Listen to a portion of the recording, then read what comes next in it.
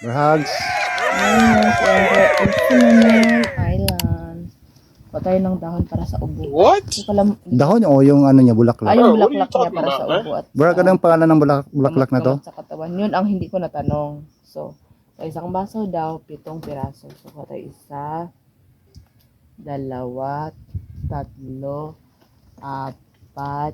3, 4, 5, 6, 7. Ito yung sa akin. Tapos yun sa'yo din, paanin kita. Ang 7 piraso, no?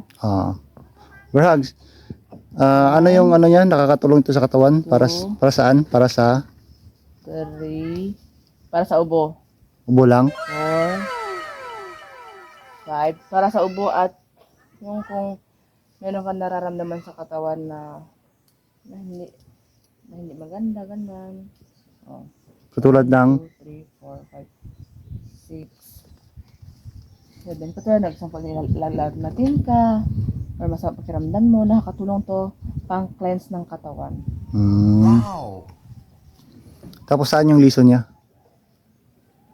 'Di ba? Pag tanim nito, ano lang ang kailangan mo liso niya? Saan yung liso niya? Ito ayan yan lang. Ito saan? Ituro mo. Ito. Ituro mo dito sa Ito. camera. Ayan. Saan pa? Ito pa. Yung malapit dito. Yan o. Yan, ito mga yan. Ayan, yan. Yan, talaga. ito. So ano, ilagay mo diretso sa ano, sa lupa, ganun lang. Oo. Galing. Sige. Pagkatapos, paano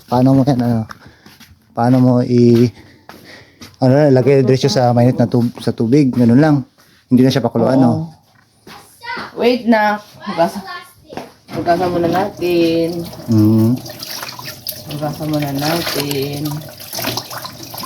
Tapos, lagay natin sa baso. Oh my god, is that blue? Is that a blue? Yes. Blue. 1, 2, 3, What? 4, 5, Is 6, 7. No, wrong. Bakit 7 Berhags? 2, 3, 4, 5, 6, 7. Bakit 7? 7 daw. 7 daw. Pag maging ganito. 14. What? Okay. Wala talaga 7. Ganun lang, hindi na siya pakuluan, no? Diretso lang sa lagay sa mainit na tubig. Pakulo. Halo lang sa mainit na tubig. Tapos, Then, yun lang. yun lang. Gawa tayo ng ano. So, anong hintayin natin? Video magmerenda tabi. Brag, hintayin natin Oo, so sa napansin ko, hintayin natin yung ano, yung bulaklak. Yung kulay niya, maghalo yun sa tubig. Dangerous. Don't touch. Wash your hand. Diba? Naghalo siya sa tubig, no? Yan. So madali lang siya naghalo. So hindi na siya kailangan pakuluan. Ang kailangan lang ay mainit na tubig. Okay, sa isang baso. Ma!